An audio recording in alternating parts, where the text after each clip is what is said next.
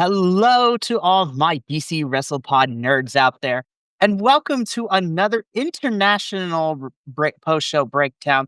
Back again with the your Progress Wrestling review show here at BC WrestlePod. Of course, my name is Mikey El Jefe of BC WrestlePod, and I am here to be covering Progress Wrestling Chapter 187, Vendetta 3. Vendetta has is Vendetta has, as the name suggests, this is the third year that they've done it, and it's become kind of a staple show in Progress where lots of feuds and stories kind of coalesce before heading into the end of the year and setting us up for what the following year in Progress is going to look like. And I'm excited. I had such a fun time watching this show. A lot of wrestling this past week with the break and everything. And I'm really happy to be including Vendetta 3 in that mix. So this is going to be a whole lot of fun.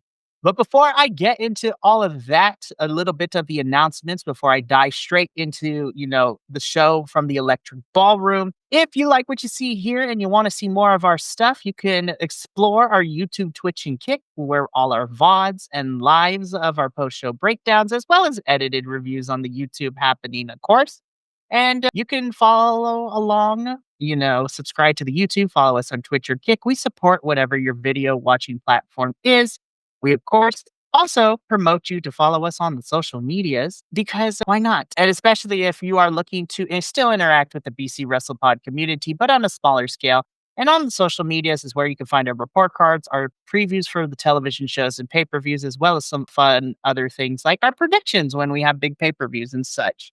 But then, of course, if you want to help us and take it a step further and support us monetarily, there are two ways you could go about doing it. One, you could buy our merch at bcwrestlepodshop.fourthwall.com, where you can get some fun stuff for yourself. And we have our little friendo, the coffee bot, popping up in the chat ever so often to help us keep the metaphorical and physical lights on, as well as help pay for all these pay-per-views we do. If you've been a part of our watch-alongs, pay-per-views are a heck of expensive, but we support you all the way. So yeah, but with that out of the way, we are going to get straight into Vendetta 3. Of course, we opened up the show with our good old friend Jerry Bakewell, our mass British, MC, very cabaret-esque. If y'all haven't seen a Progress show, y'all need to watch because, Jerry is amazing. We love him. He is fantastic. But of course, he runs down the card as well as some matches to expect, as well as some announcements. And then once he's done, he gets out of the way and it allows us to open up the show with this crazy banging match. So this, funny enough, was the last match to officially make the card for Vendetta 3, but this is what opens up the show for us. So opening up chapter 187, we have representing Rev Pro UK Wrestling, Jay Joshua taking on the Black Swan of Progress Wrestling and Mr. Cara Noir. If you have been watching our Progress reviews this year, you know I am a huge fan of Cara Noir. Anytime I get to see a very enigmatic, exotico character who is not your typical wrestler, I'm going to be down for it. And to be quite honest, I've become a big fan of Jay Joshua. I was really introduced to him last chapter 186 at Noisy Neighbors. And I've become a big fan of this big guy. And man, this match had all the markings of a British strong style, catch style match.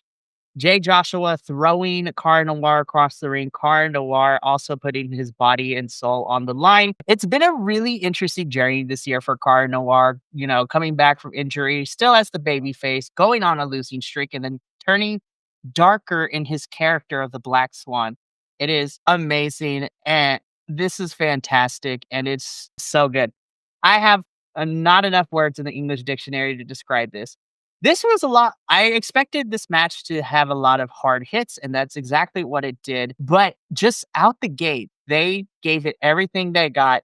Jay Joshua with his snapdragons and his German suplexes were a thing of beauty. But unfortunately, Jay could not keep the Black Swan down, and Cara Noir would end up picking up the victory here for this one. And Cara Noir has been kind of on an enigmatic path, so to speak. He's been playing mind games with our current, Progress men's champion, man like Darius. And we're going to talk about Darius in our main event for Vendetta 3. But this would not be the last we would see Cara Noir. Oh, no. We will talk more about him at the end of the show. But as far as an opening match goes, this is exactly what it needed to be: hard hitting, getting the crowd ready to go to carry that energy throughout the rest of the show. And a phenomenal match from Car Noir. And I would like to see Jay Joshua more. Jay, we're also going to talk about you a little bit later. And yeah, this was a fun match. And I cannot wait to talk more about these guys later in the show. But after our opening bout, we get into our second match of the, which was a very fun triple threat in which, wrestlers of varying degrees in terms of how long they've been wrestling were in this match. This was a triple threat match which saw Tommy Tanner versus Leo Rush versus Scott Oberman. And I have to give Progress a lot of credit here for this one. They know how to put a good triple threat together. And honestly, I really love the varying years of experience in this ring. Of course, commentary put over the fact that Tommy Tanner is fairly new to wrestling in general. He's only been wrestling for about a year or two. Then you have someone who's been wrestling for a little bit more than that, and Scott Oberman. I'm going to talk about him in a little bit because I think he's one of my new faves. And then, of course, you have Leo Rush, who has wrestled in all the major companies and definitely has, still wrestling in the major company, but also wrestling around the world in Japan and Mexico. And I've been loving Leo Rush's, excursion here in the UK. This is his third time appearing at a Progress show, in the last 2 months, 3 months. And this was definitely fun. I want to talk a little bit about Scott Oberman, right? Scott is really new to me. I've never heard of him before, but I was introduced to him last chapter at Noisy Neighbors. And then we get his full entrance, and it's Jesse. Our one of our BC WrestlePod hosts, Jesse, is a particular wrestling fan who likes the particular characters and styles of characters. And I feel like Scott Oberman kind of fits that weird modern day take on like the very I don't want to say cult leader, but a very translucid and, vibey type of wrestler. Again, his entrance music has like grainy filter all over it. And he's just the way he carries his character, like watching him in the entrance alone was very mystifying and unnerving, but I couldn't not keep my eyes on Scott, which was really, really fun. And then, of course, you have the old geezer Tommy Tanner as he's going by coming out, and then Leo Rush. This match ruled so much. Again, I'm going to be saying this for a lot of match. Maybe I'm biased because I love Progress Wrestling, but I feel that the British wrestling scene does something a little bit different than what we have here in the States and pretty much any other place, really, honestly. So there was a lot of fun spots here. Scott Oberman playing, instigator, trying to get Leo Rush and Tommy to attack each other, which doesn't work because then they attack Scott. Leo Rush using his speed to run around. Tommy Tanner with some power, though, man. Like, for somebody who's only been wrestling for less than 2 years, he has the form down when it comes to this power-based style of British wrestling. And this was just a fantastic showcase for him. Of course, Leo Rush does end up winning here by pinning Tommy Tanner. But I hope to see Leo more in Progress. Like, if he wants to do a couple more shows, that's cool. Or if he's coming back to the States, I'm ready for it. But his excursion here in the UK has been really hard for me to explain in words, but I had such a fun time.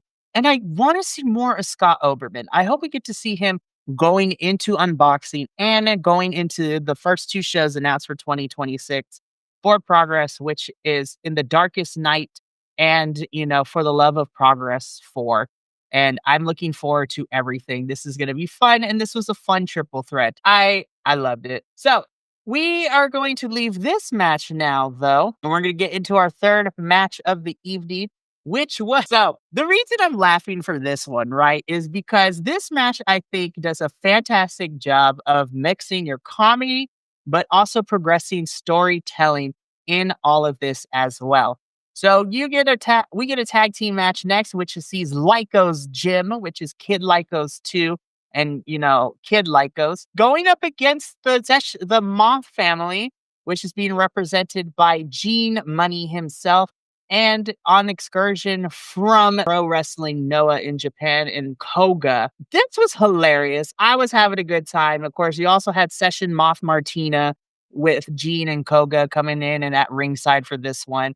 And they played the comedy bits because this was just pure chaos in the best way possible. I said this before 2 chapters ago, the last Progress show that I reviewed.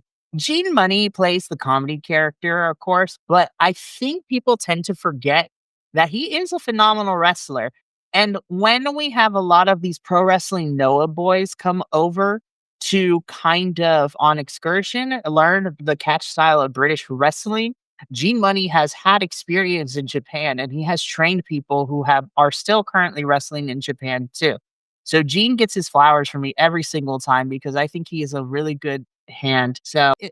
I love Gene. This is great.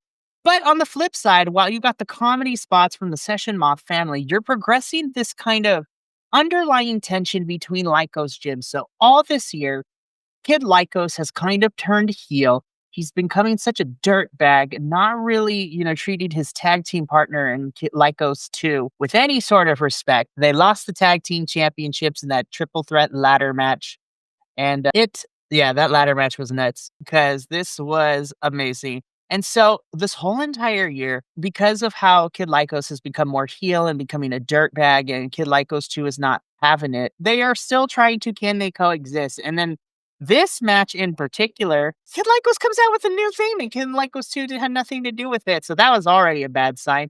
And then throughout the match, Lycos Jim were not on the same page. They could not get it together. There was miscommunication. There was showboating from Kid Lycos, and ultimately it cost Lyco Jim the match.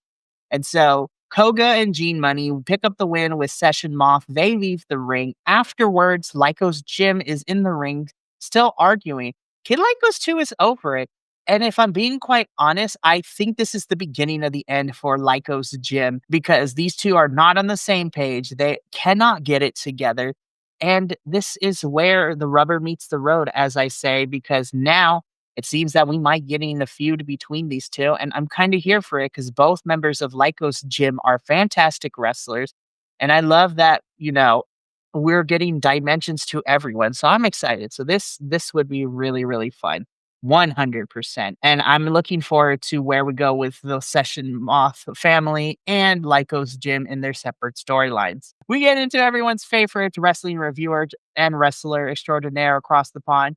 And we get Simon Miller taking on Charlie Sterling. These two have been going at it this year as well. And this kind of all came to a head in this match.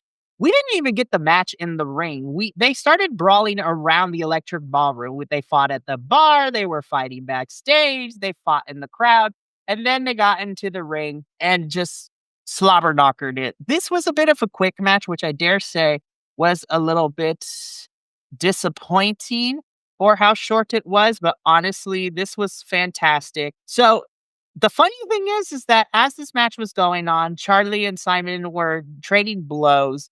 And Simon Miller was ready to pick up the win, but of course, Mr. Josh Holiday comes out and he ends up costing Simon the match because, yeah, he just doesn't like Simon Miller. And so Simon unfortunately loses. Charlie Sterling does pick up the victory. So Simon and Josh seem to be continuing their feud, and I'm kind of here for it. But then, Charlie Sterling gets on the mic after getting your back dressed up. He talks about how he's one of the best wrestlers and that nobody can come near him. And then all of a sudden, the electric ballroom goes red. I was like, oh, what's this? And then the buzzard of Progress Wrestling comes back. Spike Privet makes his return, and holy crap. Anybody who knows Progress Wrestling, and for me personally, Spike Trivet had probably one of my favorite feuds of the modern Progress era with him and Cara Noir going back and forth. It was beyond just a wrestling feud where they were fighting for a championship. It told the story of losing one's identity and purpose in wrestling, taking advantage of that, earning it back, fighting for what you believe in from Cara Noir's aspect, and Spike just being an absolute dill hole about it was fantastic. I'm so happy to see Spike back. He gets on the mic, he attacks Charlie. He says that the buzzard is back. he is going to reclaim everything now that he's back in Progress, and I am here for it. Oh my goodness, I cannot wait for Spike to run roughshod again over Progress and to see where we go with him now that he's back. Like, is he and Cara Noir going to link back up? Is Spike going to go after the men's title? Is he going to go after another title? The possibilities are endless. I cannot wait. The match itself was fun enough, but the return of Spike Trivet makes me super happy, and I am so excited now that we get to see him once again here in Progress. So afterwards, we kind of go to the halfway point, so to speak, and then we come back and we get this match. And listen, this was fantastic. So we get a singles match between Alexis Falcon and, one of my personal favorites from Japan, Miyu Yamashita. And damn, these girls, they kicked hard, they fought hard. Holy hell, this was a hard-hitting match. And this was fantastic. They did not let up. Match had everything that I could have possibly asked for.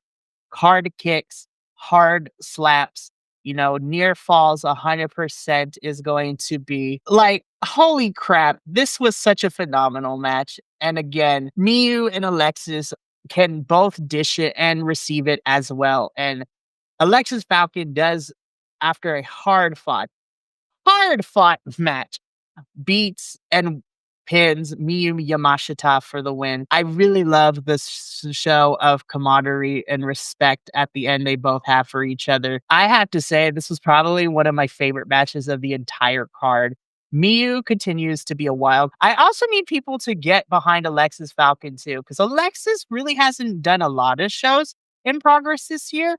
But every time she shows up, she is phenomenal. And this was one of my favorite matches. At this point, this was my favorite match, but there is one that ended up being my match of the entire card, which I'm going to talk about when we get there. Is amazing. Like, I can't say anymore. Please, if you would dish out the 7-day free trial for trailer, please go watch this match.